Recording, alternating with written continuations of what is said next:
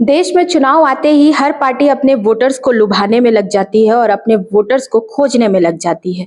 देश में इस समय लोकसभा का चुनाव चल रहा है और इसी कड़ी में हम छत्तीसगढ़ के सरगुजा पहुंच चुके हैं। भारतीय जनता पार्टी ने चिंतामणि महाराज पर अपना भरोसा जताया है और प्रत्याशी घोषित किया है। वहीं दूसरी ओर कांग्रेस ने शशि सिंह पर अपना भरोसा जताया है। चिंतामणि महाराज जी से जानेंगे कि सरगुजा का हाल क्या है, सरगुजा का समीकरण क्या है और क्या कहते हैं सरगुजा के वोटर्स के मन की प्रतिक्रिया, जिसके जरिए ये यहाँ से दिल्ली तक का सफर तय करेंगे। आपका बहुत बहुत स्वागत है सर हिंदी खबर में। सर हिंदी खबर के आपके सारे टीम को और सभी दर्शकों को मेरा सादर नमस्कार। सर अभी आप क्षेत्र में घूम रहे हैं, क्या मन टटोल पा रहे हैं जनता का? हम जब क्षेत्र में जा रहे हैं तो मैं कभी कभी 8-9 बजे रात तक भी लोगों के बीच जाना हो पा रहा है। कई बार 1-2 घंटा लेट होता है। इसके बाद भी वहाँ जितने लोगों का उपस्थिति दिखता है उसको देख करके ऐसा लगता है कि लोग ये मन बना चुके हैं कि इस बार भारतीय जनता पार्टी के प्रत्याशी को यहाँ से विजयी बनाना है। गर्मी बहुत ज्यादा है, 40 का पारा पार कर चुका है और इस समय पर जो लोग आपके साथ जाते हैं उन्हें भी कुछ कहते हैं कि गर्मी में कुछ सामान रख के साथ में, कैसे आप लोग घूमते हैं? नहीं, गर्मी तो है, लेकिन अगर लोगों के मन में कोई दृढ़ संकल्प हो तो गर्मी बरसात कोई आड़े नहीं आता है। सभी के लोगों के मन में मोदी जी के गारंटी के प्रति और विष्णुदेव साय जी के सुशासन के प्रति एक भरोसा है और इसलिए इस गर्मी को भी गर्मी नहीं मानते हुए सब लोग अपने अपने काम में लगे हुए हैं और कोई कार्यकर्ता, कोई हमारा पदाधिकारी कोई घर में नहीं बैठा है। सब चुनाव के मैदान में सब उतरे हुए हैं। एक तरफ आप हैं, चिंतामणि महाराज है, दूसरी तरफ शशि जी है। कहाँ पाते हैं? आपने उनका कार्यकाल भी देखा है, काम देखा है, आप खुद भी कांग्रेस में रह चुके हैं, तो कैसे देख पा रहे हैं सर प्रत्याशी को? देखिए, कोई भी चुनाव आसान नहीं होता है। सामने वाला प्रत्याशी कमजोर है, मजबूत है, जैसा भी है, लेकिन कोई भी अपने प्रतिद्वंदी को कमजोर नहीं मानना चाहिए और उसी हिसाब से हमारा तैयारी है, हमारे संगठन का तैयारी है, हमारे सभी पदाधिकारी, हमारे सभी कार्यकर्ता सब चुनाव के मैदान में उतरे हुए हैं। उनके विषय में मैं कोई टिप्पणी नहीं करना चाहूँगा, क्योंकि वो भी एक युवा प्रत्याशी हैं और वो भी पूरा उत्साह के साथ वो भी लगे हुए हैं, लेकिन उनके साथ कोई बहुत ज़्यादा टीम दिखता नहीं है जो मैं देख पाता हूँ। बाकी मैं किसी को कमज़ोर नहीं समझता। सर किसी भी देश का विकास ये बताता है कि वहाँ की जनता का कितना विकास हो चुका है। रोटी, कपड़ा, मकान ये आम ज़रूरतें हैं, वहीं स्वास्थ्य, शिक्षा की हम बात करते हैं, लेकिन सरगुजा अभी भी पिछड़ा हुआ है। अभी भी कई गांव तक, दूरस्थ इलाकों तक बिजली की समस्या है, सड़कों की समस्या है और ये देखी हुई समस्या है। आप इसका जिम्मेदार किसे मानते हैं?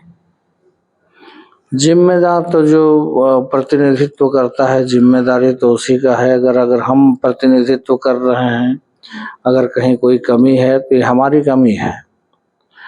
अभी तक जिस तरह से सरगुजा का विकास होना चाहिए था, ये सरगुजा का विकास नहीं हो ऐसा चाहने वाले भी कुछ लोग थे और हम किसी का नाम लेना नहीं चाहेंगे।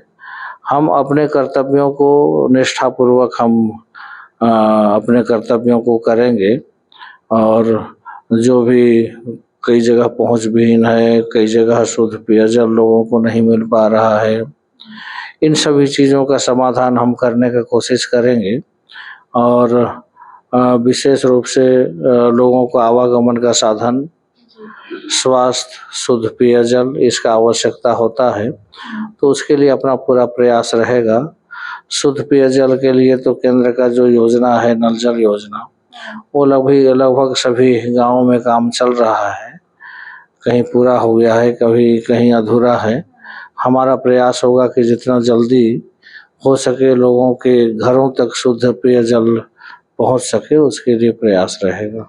सर, छत्तीसगढ़ का एक बड़ा मुद्दा है जो बार बार सुर्खियां भी बटोरता है और हर किसी की जुबान पे भी रहता है। यहाँ से दिल्ली तक इस बारे में चर्चा होती है, वो है धर्मांतरण। आप भी जानते हैं, आप स्वयं धर्म गुरु हैं। इसे कैसे देखते हैं कि धर्मांतरण से कब छत्तीसगढ़ का सरगुजा खास करके, क्योंकि सरगुजा में सबसे ज्यादा धर्मांतरण हो रहे हैं, ये कैसे बच पाएगा या रुक पाएगा? धर्मांतरण को रोकने के लिए एक तो लोगों को जागरूक स्वयं को होना होगा। हमारा धर्म क्या है इसको हमको जानने का आवश्यकता है। और मैं एक उदाहरण के तौर पर अगर कहूँगा तो जैसे हम जन्मदिन मनाते हैं, तो जो पाश्चात्य संस्कृति है उसमें हम केक काटते हैं। पहले उसमें हम जो भी क्या बोलेंगे, जो जलाते हैं मोमबत्ती जलाते हैं, उसको जला करके फिर बुझा देते हैं। इसके बाद अपना जन्मदिन मनाते हैं।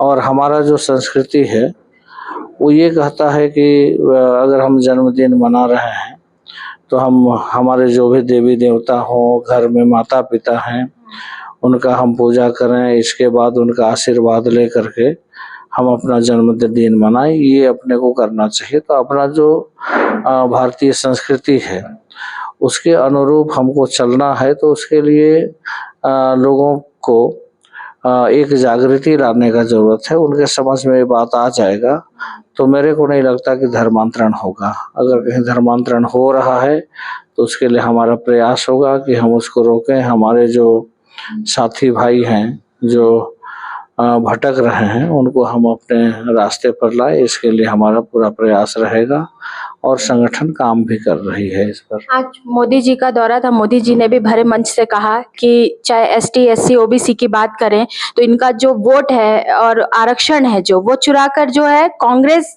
अपने वोट बैंक में तब्दील करना चाहती है और इसीलिए वो चाहती है कि जो जातिगत जनगणना है ये की जाए। तो आपको क्या लग रहा है कि देश को क्या खतरा है जातिगत जनगणना से?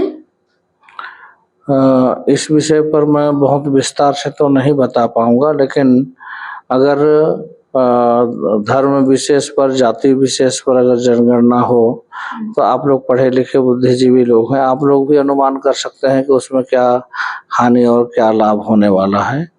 इस विषय पर अपने को सतर्क हो करके और इस विषय पर आगे बढ़ना चाहिए। सरगुजा के विकास के लिए क्या करने का सोच रखा है चिंतामणि महाराज जी ने? अगर वो यहाँ से दिल्ली तक पहुंचते हैं तो ऐसे कौन से मुद्दे होंगे जिन्हें आप सदन में उठाएंगे? हमारा प्रमुख मुद्दा 3-4 रहेगा, जिसमें सबसे पहला तो आवागमन का साधन, चाहे उसमें रेलवे का हो या हवाई यात्रा हो। क्योंकि जहाँ पर यातायात का साधन ठीक रहेगा वहाँ पर व्यवसायी भी आते हैं, बड़े उद्योगपति भी आते हैं और उसके साथ साथ वहाँ के लोगों को रोजगार भी मिलता है। इसके साथ साथ मैं जो अनुभव कर पाता हूँ, हमारे सरगुजा संभाग में स्वास्थ्य सुविधा जैसा होना चाहिए, सर्व सुविधा युक्त, वो अभी तक नहीं है। तो जैसे एम्स जैसे हॉस्पिटल यहाँ पर हों, जिससे कि यहाँ पर गरीब परिवार, आदिवासी परिवार के लोग रहते हैं, उनको इलाज के लिए दूर ना जाना पड़े, सारा सुविधा, सारा जांच यहाँ हो, उनका उपचार हो सके, इसके लिए अपने को काम करने का आवश्यकता है। और तीसरा, एक शिक्षा का हब बनना चाहिए। हमारे बच्चे जो है कोटा जाते हैं, वहाँ उतना दूर जा कर के वहाँ उनको रहना, उनके परिवारों को भी कई बार दिक्कतों का सामना करना पड़ता है जब बच्चा दूर में रहता है। तो यहाँ एक शिक्षा का हब हो, ये हमारा 3-4 प्रमुख विजन रहेगा। उसके आधार पर हम वहाँ पर काम करेंगे, मोदी जी से इसके लिए आग्रह करेंगे और मेरे को लगता है कि यहाँ के विकास के लिए मोदी जी कोई कमी नहीं छोड़ेंगे। दल बदल का फायदा या नुकसान चिंतामणि क्या देख पा रहे हैं? नहीं, दल बदल इसको नहीं कह सकते हैं। मैं दल बदल नहीं किया हूँ, मैं तो अपने घर में वापस आया हूँ। जब वहाँ देखा मैं अपना प्लेटफार्म चाहता था कि कहीं भी रह करके एक प्लेटफार्म मिले जहां पर हम लोगों का सेवा कर सकें, लेकिन वहां रह करके मैं उतना कंफर्ट अपने को नहीं मान पाता था। यहाँ आने के बाद मैं अपने घर में आया हूँ। आज मोदी जी का यहाँ दौरा था और जिस तरह से वो लोगों से मिले, हमसे भी मिले, लोगों का स्नेह है जो उनको मिला, वो सबको देख करके अब ऐसा लगता है कि अपने घर में आकर के मैं बिल्कुल सुखी हूँ और सुकून के साथ हूँ। इस बार कितनी सीटें देख पा रहे हैं 11 में?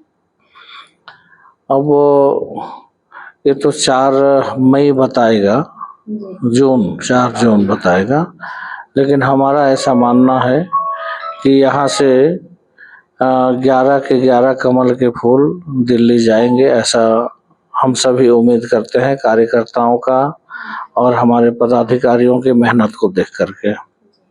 बहुत बहुत धन्यवाद सर आपका। और देखना ये होगा, जैसे चिंतामणि महाराज जी बता रहे हैं कि 11 के 11 फूल यहाँ से दिल्ली जाएंगे।